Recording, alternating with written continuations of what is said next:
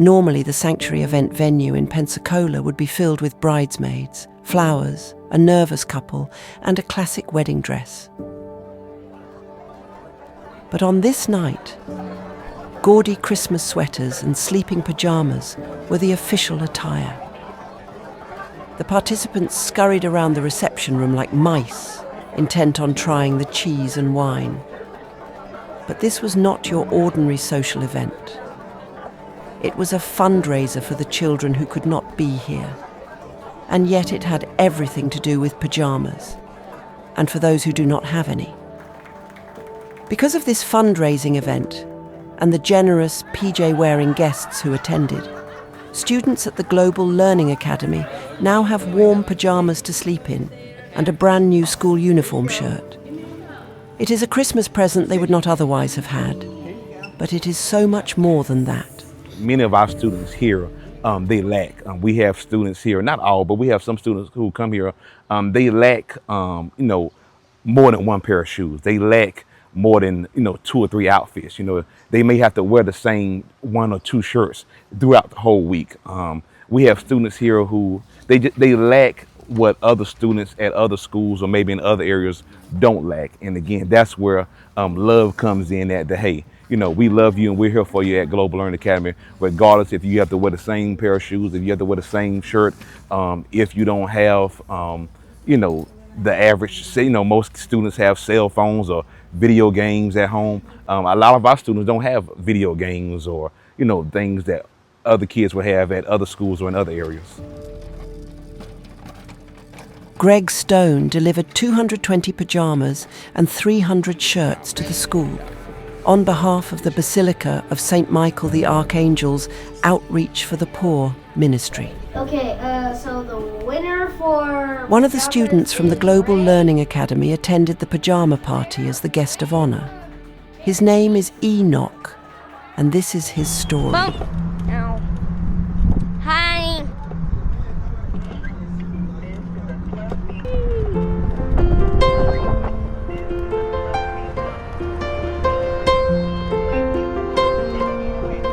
Whoa, is that a real person? When the pickup truck's not working, Sarah takes her son Enoch to school on a city rent-a-scooter. If there is no scooter available or no money to rent one, they walk. Good morning. In the heat, in the cold, and in the rain. No sick days, no excuses. She simply can't afford them. So twice a day, Sarah makes the trip. Love you more. Love you more. Love you more. Go hard. I love you more. More. More. Have a good day at school. In between, she waits tables at the Five Sisters restaurant nearby. Sweet tea without. So my name's Sarah. I'll be your server today. Take good care of y'all. It's close to school, the doctor's office, and the motel they call home. Living situation was made fun of. One kid made fun of him because he was homeless. So I told him, I got on his level and looked him dead in the eyes, and I said, one thing that you need to understand is if we may not have an apartment or a house, but we do have a roof over our head. We have a pillow to lay our head on at night. We have a bed to sleep in. We have a fully running, working bathroom. We're not living out of a car. We're not sleeping under a bridge. We're not sleeping on the side of an abandoned building. We are not homeless. If anything, we're just kitchenless right now, but we make do with an air fryer and a single burner stove. So you're not homeless. You have a home. We go home every day. It may not be what society pictures as a conventional home, but it is our home until we can upgrade to a better one. And I told him, I said, home is where the heart is. And right here between you and I, there's a lot of love and there's a lot of heart. This is home. We may not have everything we want, but we darn sure have everything we need. She's a practical single mother who doesn't have time for frivolous or impractical extracurricular activities. She is also not ashamed or apologetic for living such a simple life to meet the needs of her son, who has no reason to believe he is any different from any other kid at the Global Learning Academy. I feel like way more safer, and I feel like I could be me in in like some ways, I feel like I could be me, not just because I'm old school. I had to be trapped up. I couldn't be the energetic me like I am today. I couldn't be that enthusiastic, and I couldn't be that person I used to be when back there in my old school. I couldn't be that person, but here I feel like I could be better in some ways. In reality, Enoch may have an advantage over the other students. Here, those who live in a nice home, go on vacations, and don't wear shoes from Walmart, because he already understands what it takes for his mom to provide the basic necessities in life. If you want to be pretty on the outside, be pretty on the inside. You can't be pretty on the outside and can't be pretty on the inside. 20 to 35% of our students are not being raised by a biological parent, whether that is a grandparent, another family member, an adopted parent. So it's everything from sadly deaths of parents. We have many students who've lost a parent, some to COVID, some to drug overdose, some to violence, abandonment for some, incarceration for some, you name it. And there's a lot of heartbreaking stories in this building. Another reason that support for the grown-ups carrying the weight of these stories is so important. There is no doubt that kids with more resources make better grades in school. And there is no question there is a divide of those who have and those who have not, sitting in the same classrooms here. I am the lady they come to for late breakfast. We have a lot of kids that are tardy for whatever reason. Lack of transportation, poor transportation, parents too stretched. Well, for instance, this weekend I took home a jacket of a child that lives in a motel that shows up in the same clothes every day. And I took her jacket home and I gave her a clean one. And she came back in. She's always late because mom's displaced, mom's working, mom's got a child at Pensacola High School, mom's got a child at Warrington Prep. They're living in a motel in the northern part of the county. So she's doing her very best. And so this child is sweet and appreciative, and I just couldn't stand it anymore. So I gave her a set of clothes and I washed her stuff. Good morning.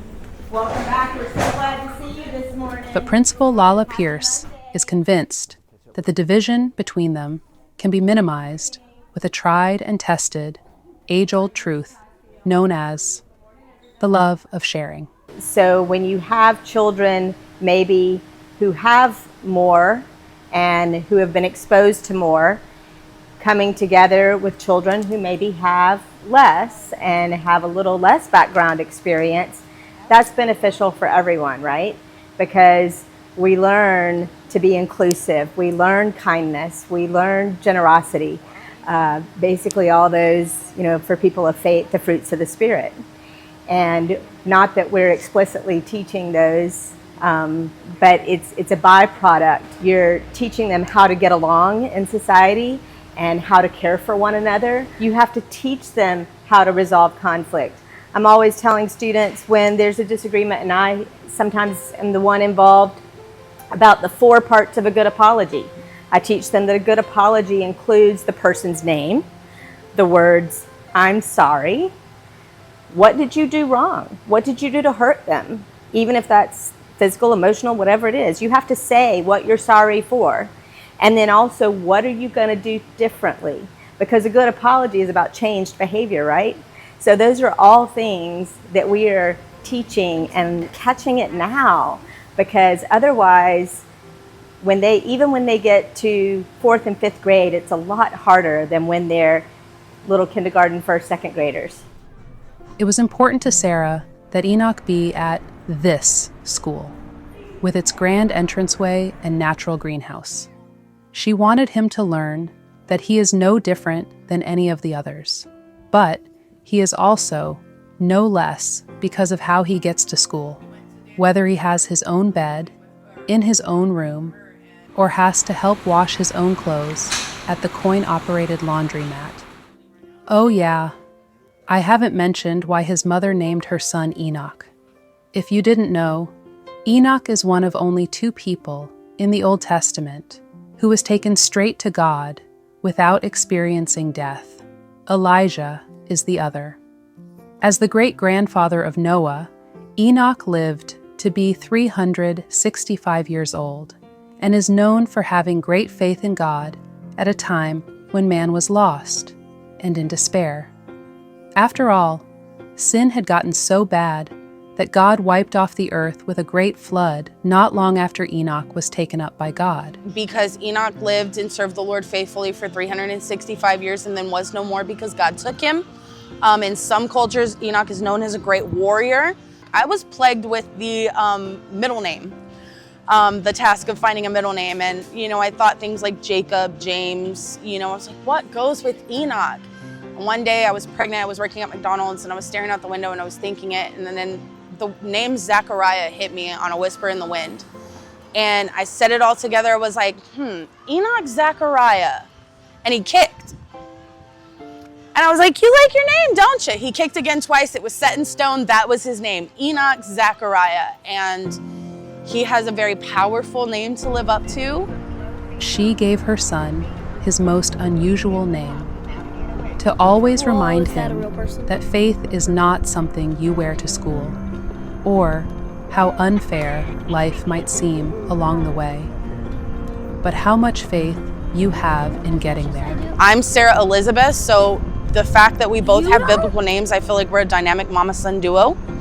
And we're just gonna tackle this thing called life, one baby step and one day at a time. I know it's an ugly sweater contract. Outreach for the Poor is incredibly grateful to Michael Caro for hosting the party at the Sanctuary, Paul Bruno of V. Paul's Restaurant, Joe Patty's, and the Olive Garden. God bless all who donated and made a difference in the lives of the children of the Global Learning Academy.